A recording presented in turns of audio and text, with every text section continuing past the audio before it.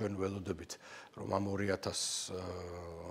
2000 ოჯახიდან ბევრი წარმოადგენს სახლს და რა თქმა უნდა იქნება შესაბამისად თანხები გადარიცხული.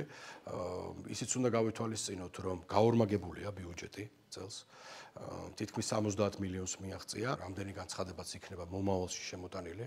ჩვენ ყველა განცხადებას გავივლით კომისიური წესით და შესაბამისი კრიტერიუმებიდან გამომდინარე ამგვარი განცხადებები უკლებლივ ყველა იქნება დაკმაყოფილებული და ადამიანები გაიუმჯობესებენ თავიანთ საცხოვრებელ პირობებს. დავასრულეთ მორიგი კომისია დევნილებისთვის სახლების შესყიდვის პროგრამის ფარგლებში 2000-ზე მეტ დევნილს ეთქვა თანხმობა თუ 6 თვის განმავლობაში მოახერხებენ და წარმოადგენენ შესაბამის შესასყიდ სახლს სააგენტო მათ შეუსყიდის და გადასცემს საკუთრებაში. წელს უკვე 700-ზე მეტ დევნილს შეუსყიდეთ და მომავალ წელსაც გაგრძელდება